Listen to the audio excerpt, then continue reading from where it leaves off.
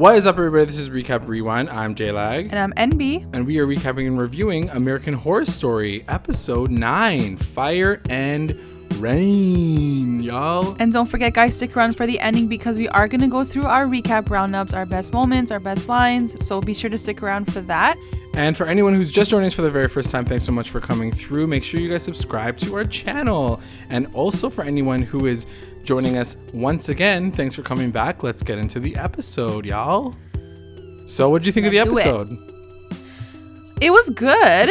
Definitely, I liked it. But did it feel like an episode 9? Not really, because I feel like they're still explaining a lot. But yeah. I loved it. It was funny. The beginning was effing hilarious. I was cracking up, dying of laughter at these guys. For sure. But what did you think? I really liked it too. I agree with you. I don't think it was an episode 9 episode. It's very uncommon to find an episode that's not as lit as you'd expect it to for an episode 9 episode, but it was good. I mean, we're getting to the very end of the wire right now, so it's kind of just tying up all the loose ends. We kind of knew this was going to happen. So it's just at this point, I definitely expected Cordelia to be way more prepared. I definitely expected Mallory to be more prepared. They're really leaving everything to the last episode. For sure. If 10 is the last episode, I believe, yes. right? Yeah. Okay. So I don't know. Let's just get into it and talk about the flaws, because I think there were a few flaws that I want to discuss as well. So so we start right off back in Silicon Valley, and we have our guys Mutt and Jeff just chilling and hanging out. And which, by the way, did you know that Jeff and Mutt was a famous comic back in time? Did they have the haircut? It was yeah, I don't know if they had the haircut, but they were old school comics, 1940s or something. Interesting. And they were based on two tin heads, apparently. I don't know what that's supposed to mean, dumbasses, I guess. Or does it mean super smart people, tin, metal? Oh, maybe, yeah. I don't know. But they took it from somewhere, so. Cool, that's funny. But they're amazing. They're so funny. I love their dynamic. I never realized how much I needed Evan Peters and Billy Eichner together in one scene. Because they kill me. And they're really funny. And it's everything they say is the truth. Yeah. Everything that he's annoyed about is so real. I'm telling you right now, it's pretty real, what they talk about in this episode. The first thing he says is why does someone have to wait for the for the light to turn to the left turning sign? Yeah. He's why can't they just go? Why do they have to wait? Literally, I say this every single time I'm driving. I'm why do you guys have to wait? Just go right now. Yeah. Oh my God, I died. Yeah, I definitely think that they were kind of my MVPs, this episode, just because the way that they kind of approached every situation, and they're pointing out all the flaws and stupid humanity issues that we have on the day to day. So they're talking. They're really, really annoyed. Jeff specifically is pretty annoyed about everything. So that's Evan Peters' character. And yeah, he's just why is everybody so stupid? And he basically says I want the world to end. I'm done. We're so over this. Yeah, wipe the state clean, wipe it, just clear it up and be done with it. Exactly. So Venable comes in and she's there's a cooperative meeting, and they're thanks, girl. And she's pretty cheese. She's I want to know more. You guys told me that you guys would basically give me a promotion, and you didn't.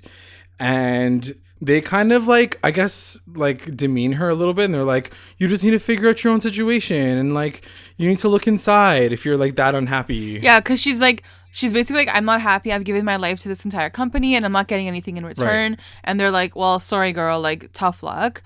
And they're by the way, did you get the jet ready and shit? Right. And she's honestly, F this. So she just quits in that moment. And so she dips. And then it cuts to Robichaux's, the academy. And Mallory is trying really, really hard to bring a bird back to life, but it's not working. Yeah. And Cordelia just tells her, you need time. Your powers are still developing. And Mallory kind of glitches out. And she's we don't have enough time. Michael's coming. Which is true. Even me, I was girl, you do not have time. Time is the one thing you do not have. He is literally coming to kill you guys. Literally, so Cordelia's she needs to chill. We'll figure it out. Yeah. And she said, she does say, don't worry, there's an aura shield around the house that protects us from, like, as soon as she said that, I was like, oh, I'm like, here girl. We go. Why did you have to go and say that? Because now you jinxed it. Now it's all gonna drop to hell. So that's exactly what happened. So it shows Zoe and Queenie, and they're teaching all the girls how to put together these, they call them guardian chalices. And it's like filled with like nails and stones and shit. And they're like, you need this chalice and it's going to like protect an area. But also you also need this like next level mantra to say. So while they're all doing this and like filling these chalices up with like nails or whatever, Dinah Stevens is like on the outside and she's like doing her voodoo. And she ends up blowing up the front door. Well, she doesn't blow it up. She like gets it open. Like it's a jar now. Yeah, it just like unlocks. And Michael and the robot version of Mead come through. And I'm like, why don't they have an alarm? Like, does no one have like anything? Like, boop, boop, boop, literally like hire security guard, put cameras up, like literally anything but that dumbass lock. Cause girl, like this part annoyed me so much because I was like, literally the Antichrist is coming to get you guys. Like this is no joke. This is not like a witch hunter. This is not like a regular like person that you're dealing with. You are dealing with the end of the fucking world. Yeah. They just played it so weak. It was and that's the thing. This moment was obviously like, we obviously know that Michael's gonna get his revenge. He's gonna kill as many people as he can. But I just feel like it was such not a necessary way for it to go down. Like they should have gone down with a little bit of a fight. And it just they were just caught off guard. And what I don't understand is like, even that, like, why would you stay in the house that he knows you guys live in? Like, why don't you guys go hide somewhere? Why don't you guys, build another house? Like, it just felt so stupid. Yeah. Like, you're right. And they barely could fight. Like, even Queenie, I was like, girl, what are you doing right now? Like, just save your throat. So anyway, like, you're not even going to do anything. Save your throat. So yeah, let's talk about that for a little bit. So right away, Bubbles like gets like, so they try to throw all the things in the chalice at him, and he stops it with his hand, like Matrix style, and like tosses it right back at them. And like half the girls on the table just like die right away, and Bubbles gets like the most of it. She's like, "Whoa!" She's dead.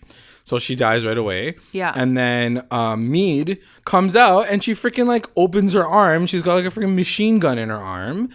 She's like, oh, I got guns. And like everyone's like, what the hell's happening? And I'm like, oh God, Code Silver. I'm like, oh no. Yeah. So yeah, it was really messed up. I got really emotional. Yeah. So it was just really violent. Like it's violent. You're right. Like it went past just witch, like him just doing witchy things. Like she took out a freaking gun and she shot them all down. Like it was really messed up. I just think that it was a really brutal way to do it, and I just don't know why they couldn't have just made like Zoe couldn't do anything. Yeah. Zoe did, like, she couldn't even do nothing. She just died. She literally turns her head, Queenie, like she gets like shot in the head, and then that's it. Yeah. And then like Queenie tries to like do her little like voodoo thing on Mead. Right. So like she cuts her own throat, but she cuts Mead's throat.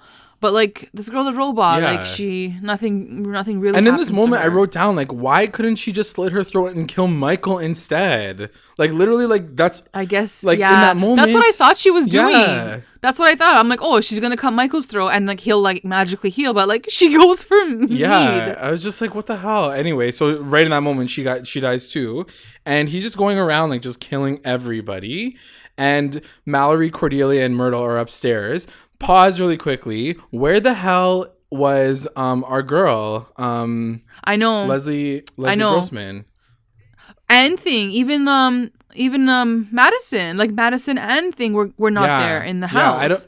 And they didn't really explain to us where they were, even when we see them afterwards. She literally doesn't. Yeah, and she doesn't even show up in the later part. Like Coco doesn't show up at all in this episode. It's like, you were not on the payroll. Yeah, she was in it. She was in it. She was in that scene afterwards. Like you barely see her. Though. Oh, she's just like sitting in the corner. She doesn't have a line though, right? Yeah, she was like in the corner. Yeah. It was very, very short. But that's what I mean. Like they didn't even explain where they were. So pointless. Anyway, let's just assume that they're away. I didn't even see her in that scene. So like, anyway, she was completely useless in this particular situation. So Mallory and Cordelia are upstairs. Mallory's like, we need to help them, and Cordelia's like, no, we can't. Like they're like, he's gonna kill you. I can't let him kill you. We gotta run. So she basically ditches her entire coven and she saves herself. That's exactly what happens. Yeah. And yeah, which is, it makes sense, right? Because like, what are they gonna do at that point? Like they can't do anything. They have to run away. It's true. shout out to the one last person that had to like run out while everybody was still in the room. Like, did you notice that there was one witch that was still under the table and she runs out while they're all standing right in the dining room and she gets shot right away?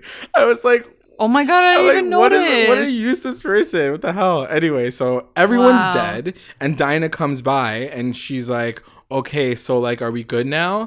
And Michael's like, yeah, true. Like I'll put a good word in for you from my dad and you're going to get like a television show. A talk show. So we do find out. So a lot of people were wondering like, when does Dinah Stevens get like that storyline? And like maybe they were glamored into thinking that that's like where they were. But no, she actually does get a story. Like she actually does get her like TV show and stuff, right? Yeah. This part was really upsetting because I was just like, are you seriously just doing this for money? Like this is really messed up. And they do give her a moment when I think Michael starts to go up the stairs and they zoom in on Dinah's face as she sees like the massacre of the witches, basically. Right. And you can kind of see it in her face. Like, she's like, what the F did I just do? But that's the thing. Like, I agree with you. I was like, was it really worth it? Like, why do they have to make her this like angry, spiteful person? Like, why couldn't she just work with these other witches? It doesn't...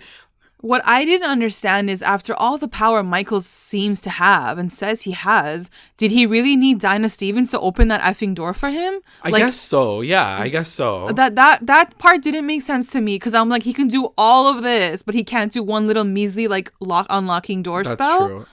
Like, it just felt like they had to put her somewhere and had to give her like a mission, so they gave her this mission. It just didn't feel like he needed it at this point for her to do and that. And even like he didn't even really kill anybody like himself. He just walked around and Mead killed everyone. Yeah. So why couldn't Mead just blow the freaking door open with her freaking machine gun hand?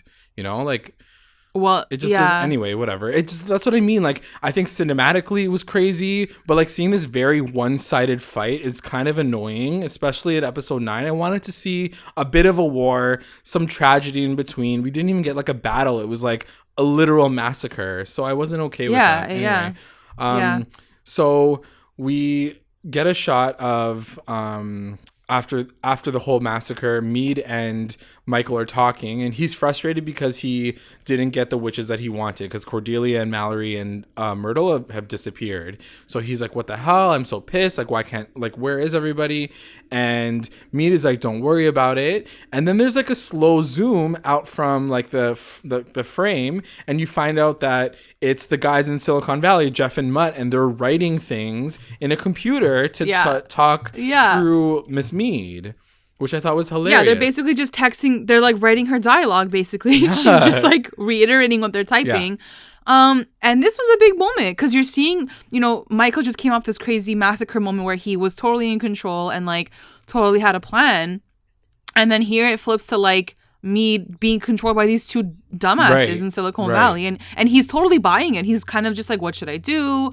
Tell me more. What do I do next? And she's sort of like talking him through it and he's totally like believing it. So I don't know. Like he's not as strong as obviously we thought he was. We have to remember that he's still like a 15-year-old boy, like maybe even younger in a grown man's body, right? So he doesn't have that like mental intellect to know what to do next. He's very like emotional. He wants things right now. He's like he very much acts like a kid in these moments, and that's when I remember him like, oh, true. He like grew up really fast in the Langdon house, right? So so then she basically pushes him they push him through Miss Mead to blow the world up. They're like, why don't you start like an apocalypse? And he's like, I don't know. I was maybe I was going to run for president. And I'm like, have you not watched American Horror Story season 7? Like that's already been done.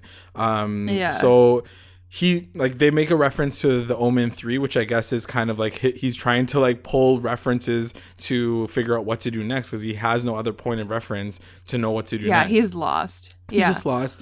And so they convince him to come back to Silicon Valley to meet them and just kind of get some more insight as to what to do next. It's crazy because I never suspected this to be the reason why this all happened, right? Like Jeff and Mutt's intention to like blow up the whole world is to like get rid of all the dumbass people. Right. But Michael's intention is just to kill the witches. Like he could care less about anyone else or humanity or how stupid everyone is. Like he's just like, wait, so if I blow up the world, the witches are all going to die too, right? Like he's like a little kid, like wanting to know like the answer to it all. So totally Jeff and Mutt played him in this moment. Like they get what they want. Yeah, they fully get what they want. And it is kind of crazy to think that the Antichrist is not the one who came up with this apocalypse idea. That's the thing. Which is really interesting. Totally. It's like humankind who gets just bored with seeing how shitty people are. That changes everything, which is kind of crazy. Anyway, so yeah, they end up back in Silicon Valley, and Jeff and Mutt explain to him what the cooperative is. So we find out what the cooperative is. I think, by the way, just like as an FYI, I think we said the collective last week during the podcast. That was my bad. And everybody like commented on our video that I was like, oh yeah, they'll burn you down real quick. They booked me real hard. So yes, the cooperative. And he actually explains, they both explain and say that it is under another name currently. It is called the Illuminati. Which was crazy. I was like, that. What did you think of this? Were you kind of like WTF, or you're like, true? Yeah, I was kind of into it when he started reading the names off, like the presidents, like Putin, and like all these different people, the richest people in the world, Bill Gates and like Bill Clinton. I was like. He was like Bill, not Hillary. Yeah, I was into it. I think that like everybody's been talking about the Illuminati. I'm surprised that they took this angle in season like 8 to talk about it, because I feel like it's such a American Horror Story kind of Ryan Murphy thing to talk about. But it's cool that they brought it up and they just masked it as the cooperative. Yeah, I think in any other like context, I would have been like, what the F? Like, this is so cheesy. It's such a weird way to like tie up your story. But I totally bought it for this season, and like it coming from Jeff and Mutt, I was dying of laughter. I was like, this is just so perfect for all of this. It totally makes sense. I can't believe we didn't expect it from the start. Like we should have totally thought of this. Totally true. But yeah, no, I was like just dying of laughter. They were like on point this whole episode. They killed me. And so yeah, they also go on to explain by saying that everyone in the cooperative has sold their soul to the devil. So you basically own them and you can tell them whatever you want them to do. And then he gets on board and he's like, finally, like, okay, fine, let's blow up the world as long as it kills all the witches. And Jeff and Mutt don't care. They're just like, yeah, like it should, like you'll be fine, everybody's gonna die. So even they're not 100% sure it's gonna happen, but they don't really care. They just want the world to end, and they want to kind of assert their power now that they have him under control, really. So now it cuts to the swamp, which is where Misty is. And I love that they didn't put Lily Rabe on the payroll just because like she's like gallivanting with freaking Stevie Nicks. So that was kind of funny. Yeah, I was like, that was so cute. I'm like, really? Like she's just off talking to freaking Stevie Nicks. That's why you didn't want her in this scene, because she's that useless. Anyway, so all the remaining witches in the coven are kind of chilling, and Cordelia is astral projecting, which I learned from Sabrina that she's like just... Guys, it's actually psycho, because I'm watching 3 shows now that just talked about astral projection: Man in the High Castle, Sabrina, and now AHS. Like I feel like all my shows are just synced. They're totally linked. It's crazy. Like, yeah, it's wild. And Satanism and stuff. Anyway, so so she's astral projecting back into the house, and she sees all the bodies, and she's like, no, like the typical Cordelia Sarah Paulson cry. And she tries to go to Zoe's body, and she breathes, like she does like the breath thing, and she dies. Like she disappears. She literally like she just like she like fades out. Then she goes into Queenie's body, or goes to Queenie's body, and she does the same thing, and she disappears. And then she comes back, and she's like, I can't bring them back. They keep disappearing. I don't know what's happening. And then Madison, kind of in the corner, she clues in, and she's like, true. She's like, after he kills somebody, he can erase their soul. Like he did it at the murder house. We saw it happen, it was explained to us. And she slaps her, like Cordelia slaps Madison, and I'm like, well, what did you think in this moment? Were you kind of like cheese at Madison, or? I wasn't cheese at Madison at all. I just think that that's like the way that it was supposed to go. I was kind of shocked that they were going to go this direction. Like they were literally not letting them come back at all. I mean, it makes sense, right? Because, we did see it in Murder House. It does make sense. When he kills someone, they're, like, gone. But the one thing that did gag me was, like, he didn't kill them. It was Miss Mead with the gun. So... True. Unless like... Yeah, like, when did he do that? Unless what he does is as soon as she kills them, like, their body, he, like, walked around and, like, sucked their soul out. But he doesn't, like, you don't ever see it. So I was kind of like, oh, okay, that's kind of a waste situation. Like, it's a weird way to do it. I think it's just like tying up that end to be like, they are not coming back for this season. We are not paying them any more money. They are gone. No. That's basically it. So Mallory's like, maybe I can bring them back. They're like looking to her and they're like, maybe you can bring them back. And then this thing called Tempus Immotum is this crazy spell that some witches have tried, but no one's ever succeeded, and everyone that's tried it has died. So like every single like legit spell, like, and I know it's gonna come to this, like Myrtle's like, but you will die. I was like, every spell that's worth doing, you die. There's like a risk of death. Like, don't even say it anymore. Like, we already know that you can probably die. So if it's worth doing. So yeah, essentially this particular spell is supposed to allow her to travel through time to change the course of action. So based on what you just said about them not being on the payroll anymore, this could technically mean that she could go back in time and figure this all out before the entire coven like gets killed. You know what I mean? But we know she probably doesn't, right? Because we didn't see those girls. We don't see those girls later, but at the same time, we don't know how Mallory ends up in the bunker and, you know, they just resurrected her brain. So yeah, I don't think we're going to see Queenie and Zoe again, but because I just think we're out of time, right? Like, we're at episode 10. I don't think they'll come back. And I think it hurt more when Cordelia realizes that they're not going to come back. Like, this is it's just set in stone. Like, they're gone. I don't know. I want a happy ending. I want them all to come back at the end of the episode. I think the happy ending is going to be having Mallory as the next generation. Right. That's your happy ending. It's like the continuation of the coven, but those girls, I think it's like safe to say they're probably gone. That sucks, man. Anyway, we'll see how it goes. I really do feel that she's going to turn back time in the last episode and start everything from the get-go with no like apocalypse at all. Like, she's going to start it from the beginning in that moment. Oh, okay. Yeah, maybe. So anyway, we'll talk about that a little bit later, but she's like, I'll do anything to bring my sisters back. But yeah, that's when Myrtle basically says, like, low key, there's a catch. Everyone who's tried this has died. So, like, be careful. As she's starting to set this all up, she's like getting her to set up in a bathtub. She flashes to a memory where she talks about the Romanov Empire, and how the empire, and it's actually like an actual. Like, it actually happened. Yeah, I love world history. So this is the story of like. I just didn't understand. I didn't understand why they did this story. Like, do you get why they chose this one? I don't know. I mean, well, I guess there's one thing that comes to mind is they talk about how Anastasia might have been a witch. So there's a lot of mystery around Anastasia because they never found her body and they think that she might have escaped, you know, that whole storyline. So there's this so in this particular iteration, they show that it's exactly how they work it out. The army comes into the house, the Romanov house, and they get everybody to dress up and go downstairs to hide, and then they execute all of them. And while they're being executed, Anastasia's praying in the corner, and she puts this protection spell on her family, but then she isn't able to protect them, and then she dies. And then it's explained by Myrtle that she was a witch and that she had a chance to bring, like, you know, save everybody, but she wasn't strong enough to do it. So bring her back now. So yeah, I think they just chose this one because, I don't know, maybe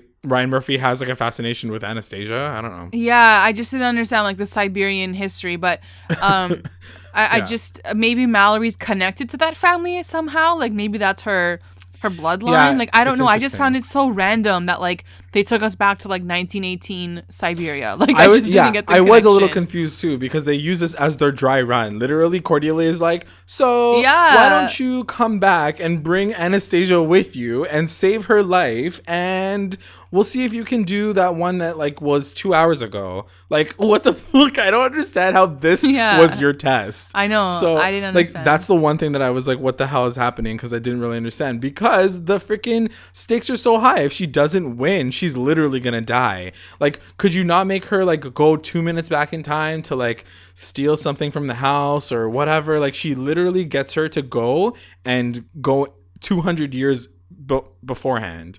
So anyway, I didn't understand that, but She does a spell and then she disappears, and she does end up with Anastasia, and Anastasia's praying, or she's doing the spell, and the protection spell comes up, and she holds her hands and she's trying to protect her, and with their combined powers, like they can't get through, like this army now can't get through, and they're shooting and like nothing's happening. And then she glitches out, she starts to fade, like her body starts to go like transparent, and then everybody dies anyway. And then because what happens is I think Mallory at that same time was like, let me go get an exit, like let me get an exit ready for you guys. So she leaves her side, and I guess her powers weren't strong enough to like sustain the wall or whatever. And then she kind of just like she gives, like it falls apart, and then she dies. And then thankfully like Mallory like kind of like comes out of it too, but she's like really fucked up.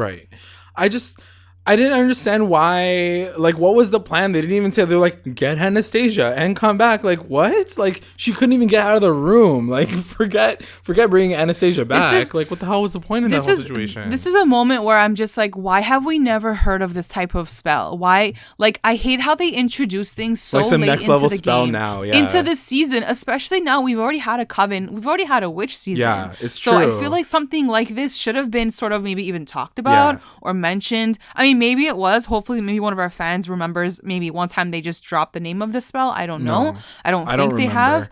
So this just feels like a Hail Mary at the end of the season again. Like I feel like he always does this, where like he introduces this like next plot twist, and it's like, oh, sick! You can like go through the astral plane and like freaking like fast forward time, like rewind time. Like, okay, like why didn't we know this from before? Yeah, it doesn't make anyway. Whatever. It's just coming at the last second again. It's true. You know. But let's try to run with it. So we're running with it, and Cordelia. So it cuts to Cordelia and Myrtle back outside, and they're kind of worried. They're like, she didn't do it. It's not gonna work.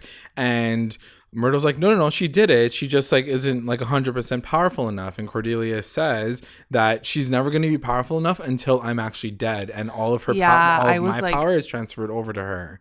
And I was so shook. I'm like, you have to die right now. Yeah. And she has a moment where she's struggling with her own existence, because she kind of compares herself to Fiona, her mom. And she says, you know, Fiona was so selfish in her entire life. And I remember seeing that in her and being like, I never want to be that person. But now look at me, like I don't want to die, and I need to die in order for her to, you know, to take on the next situation. Yeah. And at the same time, Myrtle's encouraging her. She's like, no, you need to be here. We need you. Like the coven needs you.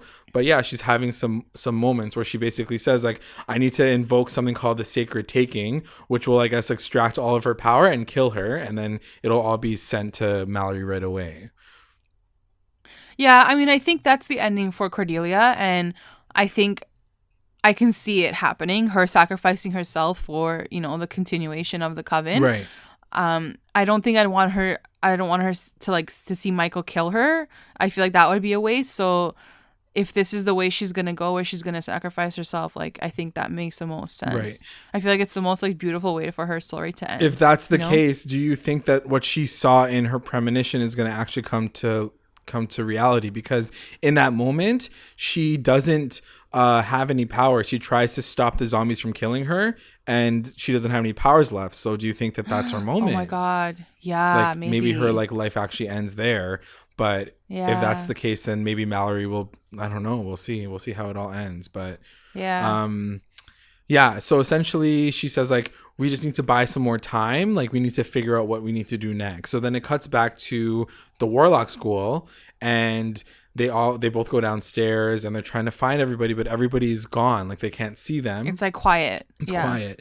And so then they open up the door and Cordelia sees all of them freaking dead on the damn floor. Like, so that's just dead. Like everyone. Behold is dead. Everyone, like John my Henry, man Cheyenne over like there RIP. is like dead. It's like, damn it, what the hell? So yeah, like that's what I mean. I was like, well, that was so useless. Literally, John Henry came back for one fucking episode, and they just brought him back to lay on a floor in episode 9. That's it. Like that's the end of it. Yeah, it was anticlimactic for sure. 100%. So anyway, so they can't get help from the warlocks because all the warlocks are freaking dead, and they're all kind of shaped in the pentagram, so like the Satan pentagram. So you know it's obviously Michael who did it, duh. And then it cuts back to Silicon Valley, and Venable is about to leave. She's like, your flight is booked. Like, peace out. I'm leaving now. And they're like, wait, don't leave yet. Like, we need to talk to you. And he said they basically admit to her that the Illuminati exists, and we're gonna start these bunkers. The end of the world is coming. And so they just spill all the tea to her and tell her this whole situation. They're like, well, we also want you to run one of these bunkers if you can, and you can, or what's it called, an outpost. And and like, you can pick and choose how you want it to be run. Right. It's up to you. You're going to be in control. Like, you've done such a good job here. So like, we're going to give you this chance to like, just like do your thing. And she got like so lit. Right. She's like, oh, okay. So she kind of decides these rules. So then we find out, I guess, if you look in the beginning of the episodes, like the first and second episodes, she is the one who set up all those rules, which I guess makes sense now. The purple's wearing the purple because purple's her favorite color. Right. Like, everything all kind of makes sense now. But the question that I had in this moment was, why do you think that they gave her that much power? Like, do they love her that much? Like, they were treating her like shit basically the entire episode. Yeah. It's a good question. Like, I don't know if it came from a genuine place of them being like, you know what? Like, let this girl have like a legit job. Yeah. Or did it come from them having like, a second motive where they're thinking about something else? Right. I don't know. And I guess hopefully maybe we'll understand that more, or it's just them being like, finally, like, them just being nice. I don't know. It's weird. It's just a weird thing for them to have done. Yeah. But sure, okay, we'll run with that too. There's enough things that I can run with. That's like the least of my issues. You're gonna be like carrying a bunch of shit, Jayla. Yeah. So then it cuts to I guess it's like fancy pantsy area where all the 1% are like live and chill and like vacation. It was like Patagonia or something. Yeah. I was like, where is that? I think it's like in the middle of like the mountain somewhere. And so Michael and Meade are just talking, and he's getting nervous. He's like, I don't know what to do. Like, how do I talk to these people? And Meade encourages him once again, saying like, don't worry, you got this. Like, it's time for you to end the world. Like, this is your destiny. And so then it shows us like a table, like it's like this dark room, and everybody shows up, and everyone has like a mirror face, so you can't see who they are. But I was like, Beyonce, are you there? Like, that's really what I was asking. It was like, Beyonce, are you there? Like, Blue Ivy, are you there? Cool, sick. So the entire Carter family is chilling, and like a bunch of other 1%ers who are part of the Illuminati. And Michael just introduces himself. He's like, welcome, I'm the Antichrist. And they're like, and he says, like, it's time to destroy the world, y'all. Like, we're going to have an apocalypse. He's like, get ready. Open your PowerPoint slides. I got a presentation for you. So I really liked the scene because it looked really cool. And then, like, I liked how they don't know each other. Like, everyone's wearing a mask and you can't see who's who. True. So they don't even know, like, who's a part of that whole group either. Right. Yeah, I didn't realize that, but yeah, that's true. They wouldn't know who each other are. I mean, I think there's like Jay-Z wouldn't know if he's sitting beside Bill Gates. Right. You know what I mean? But I think there is like a secret list like that runs around, which is what they were showing. Oh, true. Venable. Anyway, so they're all there. They're getting gagged, and they're like, okay, let's get together. And he kind of goes around the room, and I wanted to figure out. I couldn't figure out. I guess I can do enough research to figure out who he was talking to, but he was like, your island in Bora Bora, that'll be one outpost. And he's like, your farm in like this area, that'll be like another outpost. So like he kind of makes Texas, these, like some it's like George Bush, I don't know. So he like kind of makes references to, I guess, fancy places. I'm sure if you guys did enough digging, you guys can let us know too, and make sure you guys comment below on this video and let us know who is in the Illuminati. So yeah, he's basically saying like, you have resources, you have money, you can build an outpost. Right. Underneath your land or whatever, and he's like, it's going to be $100 million for entry, so like only the top tier of people are going to be allowed to like survive this apocalypse. And it's like, it doesn't sound like anything because they don't talk, but he's just like, it's like turn your like books to page 6, and like we're gonna talk about like how you're gonna like build your outpost. Right. And they all listen, they all do it. So I guess they don't really have a choice either, because he does remind them like, you guys all got your success because of my dad. You guys sold your souls, so basically you have to listen to me. So you have no choice. Yeah, that's true. So yeah, they all turn to page 1 to see how they build their outpost, and that's how the episode ends. So yeah, all in all, what did you think of this? Like you said, episode 9. I mean, yeah, like I think it was a good episode. I just don't think it was an episode 9 worthy episode. Right. Like we're finally getting to see all of this Illuminati, the whole Michael thing, like who's been backing him up. Right. finally now. Would I have wanted to see it before? I don't know.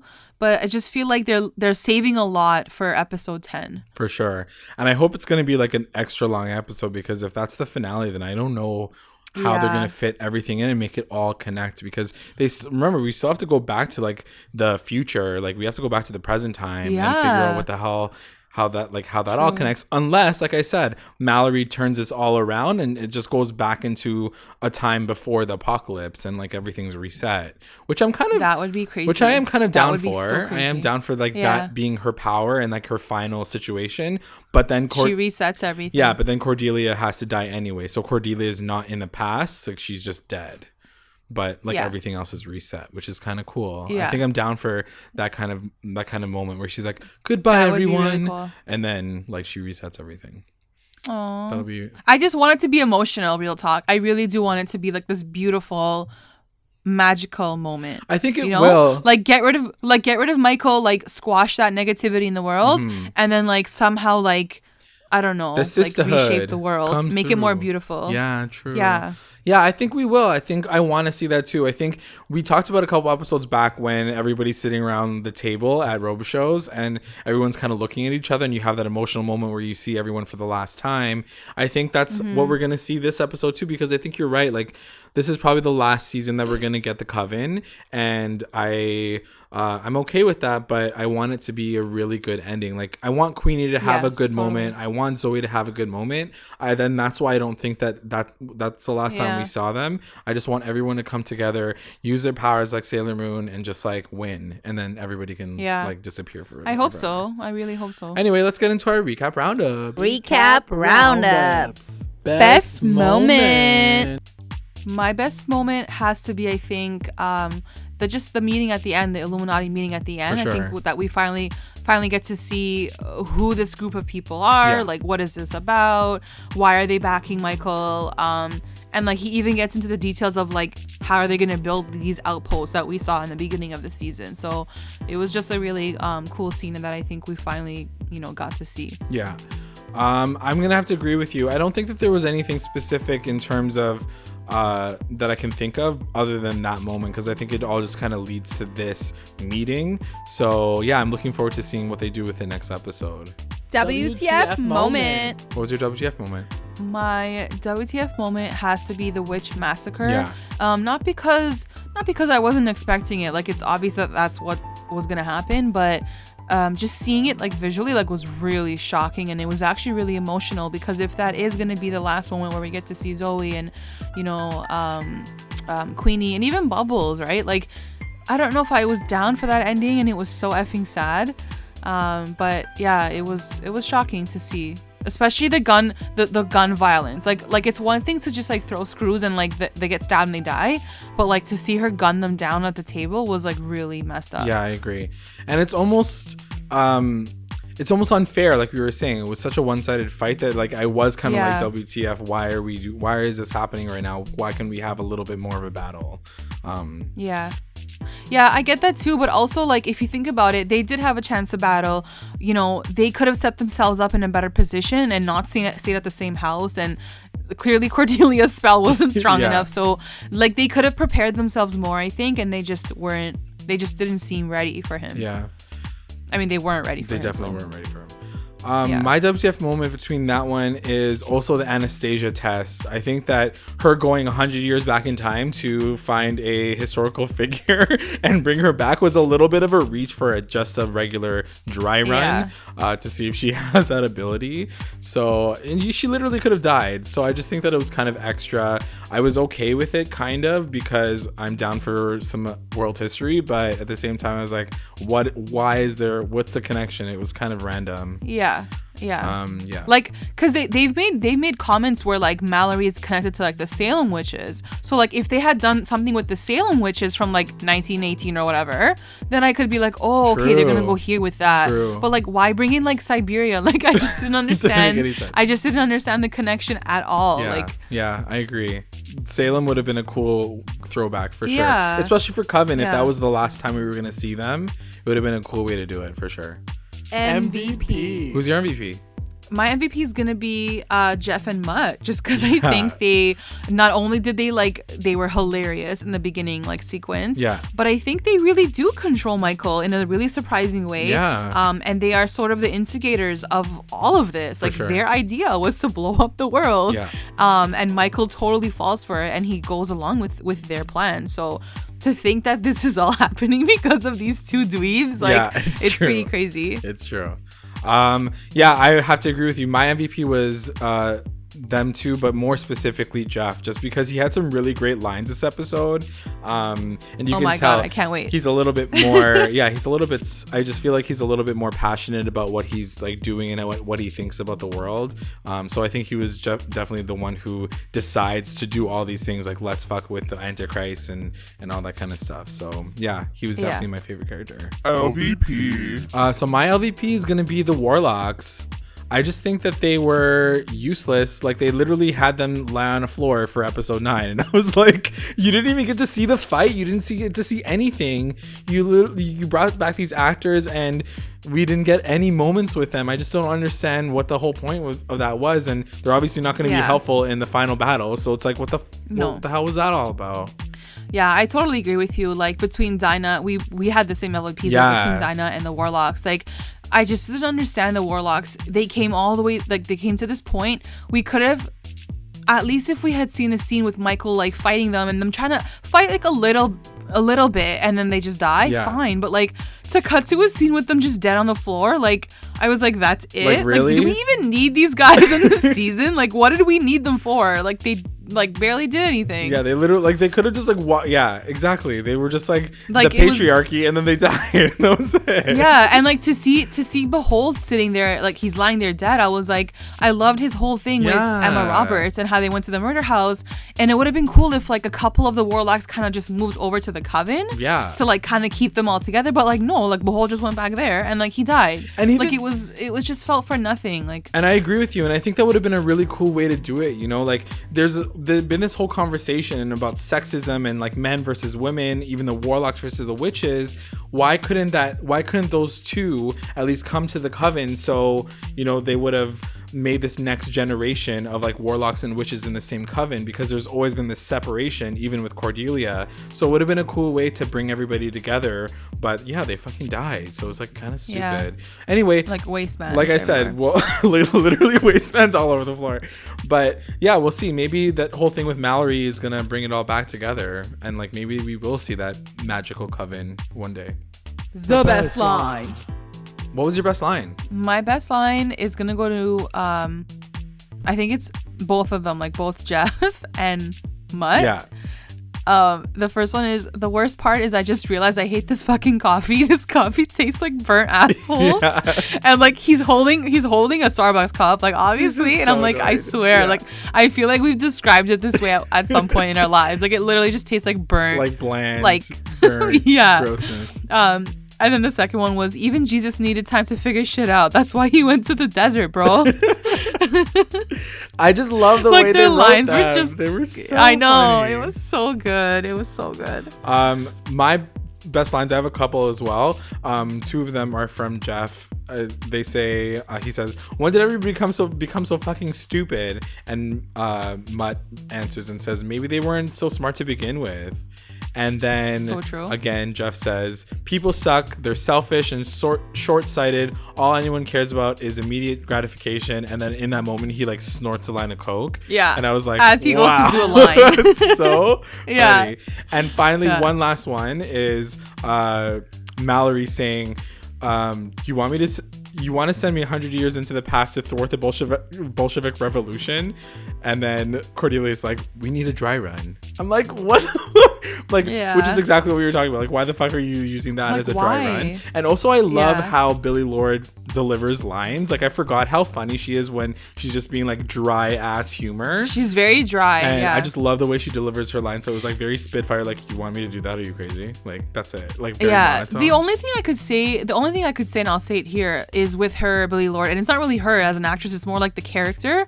I feel like by this point, I feel like she should have been a bit more confident as a witch. Sure. She still makes the same like facial reactions that she was making in episode like 1 and 2. Like, she's like, whoa. Very confused. Yeah, like very confused. Very like I don't know about this. I'm cheesed at myself. Like, can I do this? Like, at this point, yes, she's not fully at her like peak power, but I feel like I wish she could have been a little bit more confident. And she is confident. Like, she did try to do the spell, but like her like demeanor is still kind of like weak and like timid a little bit, you know? I think also on top of that, I just think that they didn't develop her character well enough for me to care about her struggle. So yes, maybe her nature is being calm and quiet, but I don't get to see her history, so we don't really care that much about what's going on. We never got to see that. And we never got to see her story. Yeah, and I think episode 10 is going to be too late to really explain that. Unless they fit it in. We'll see. So guys, that's the episode. Let us know what you guys think. What are you guys most excited about for the finale? Let us know what your guys' roundups were, your MVPs, LVPs, your WTF moment, your best moment, and your best lines, obviously. And make sure that you guys fact check us whenever you guys get a chance to make sure that we were as accurate as possible for you AHS fans. Always be nice in the comments. Yeah, thanks guys. I appreciate it. All right. Yeah. Thanks guys. See you next week. Bye.